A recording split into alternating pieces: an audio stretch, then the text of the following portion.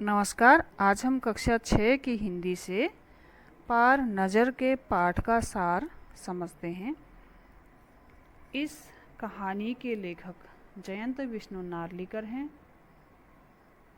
यह मूल रूप से मराठी में लिखी गई है, जिसका हिंदी में अनुवाद रेखा देशपांडे ने किया।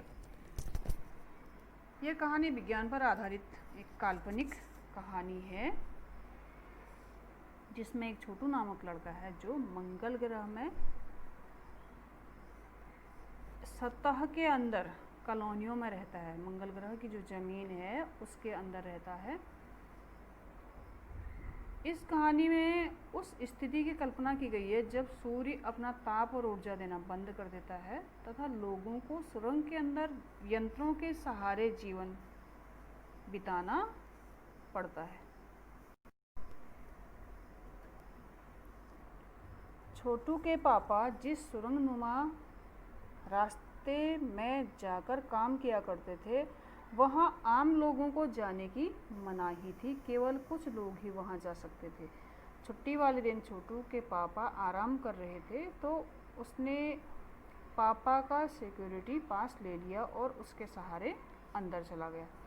उसको जिज्ञासा होती थी कि मेरे पापा रोज़ कहाँ जाते हैं, क्यों जाते हैं। तो एक दिन वो ऐसे चला गया। छोटू के प्रवेश करते ही निरीक्षक यंत्र ने संदेह को दर्शाने की हरकत की। दूसरे यंत्र ने जांच करके खतरे की घंटी बजा दी। ऐसे जगह पर सुरक्षा के इंतजाम बहुत कड़े होते हैं।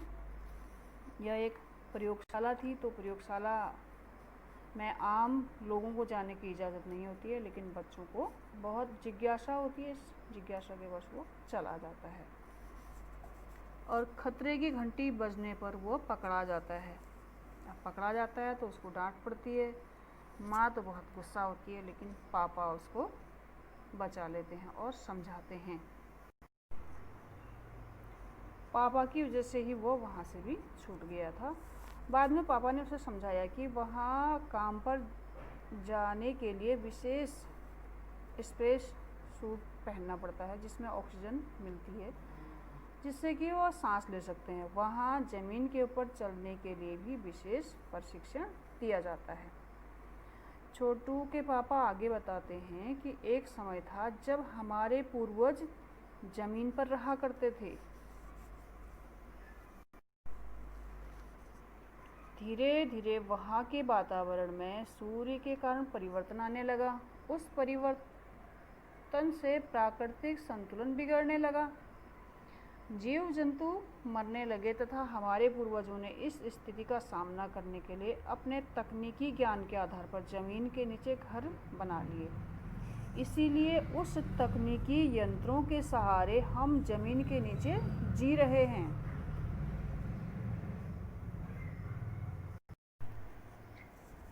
जब अगले दिन छोटू के पापा काम पर गए तो उन्होंने वहाँ टीवी स्क्रीन पर एक बिंदु जैसा देखा है, बिंदु की झलक देखी। कंप्यूटर के अनुसार वह बिंदु धरती की तरफ बढ़ रहा था। तब वे सोचने लगे कि क्या अंतरिक्ष यान है। फिर अंतरिक्ष यान से एक हाथ बाहर निकला, यांत्रिक हाथ। उस यान का ही हाथ निकला। धीरे धीरे उसकी लंबाई बढ़ती जा रही थी।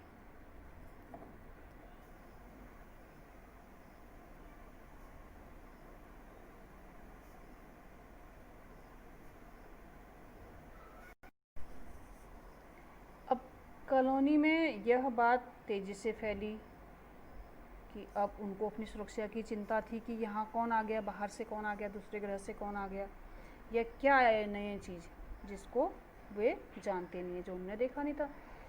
अब कॉलोनी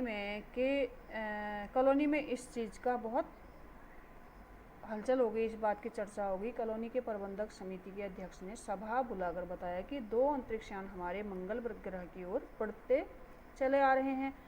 कंप्यूटर द्वारा किसी जानकारी के अनुसार ये अंतरिक्षयान किसी नज़दीकी ग्रह से छोड़े गए हैं। कॉलोनी की सुरक्षा के जिम्मेदार नंबर 1 ने बताया कि दोनों यानों को नष्ट कर सकते हैं। हम नष्ट कर सकते हैं जिससे किसी प्रकार की उन्हें जानकारी नहीं मिल पाएगी। नंबर 2, एक वैज्ञानिक थे।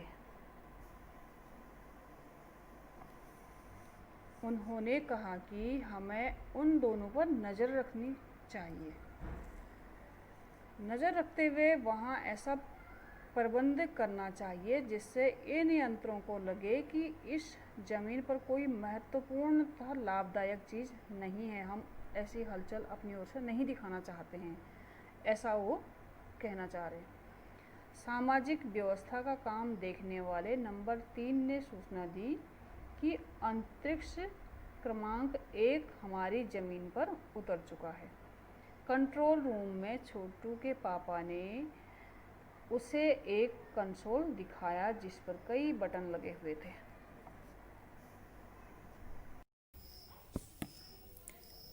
सभी का ध्यान स्क्रीन पर था।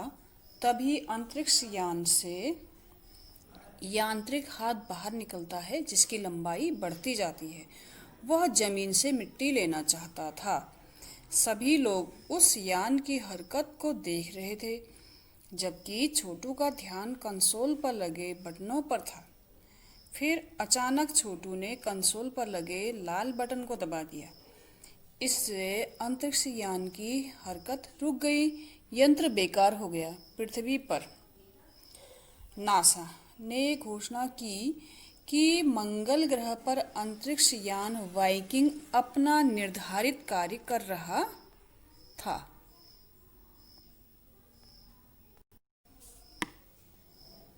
परंतु अज्ञात कारणों से उसका यांत्रिक हाथ बेकार हो गया।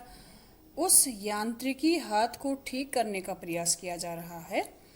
कुछ दिनों बाद सभी प्रमुख अखबारों में छपा था कि यांत्रिकी हाथ ठीक कर दिया गया है और उसने मंगल की मिट्टी के नमूने इकट्ठे करने आरंभ कर दिए। परंतु अंत में पृथ्वी में स्थित वैज्ञानिकों को मंगल ग्रह पर जीवन के कोई प्रमाण नहीं मिले। उन्होंने मिट्टी की जांच की, लेकिन उस मिट्टी से भी उनको कोई प्रमाण नहीं मिले कि मंगल पर जीवन है।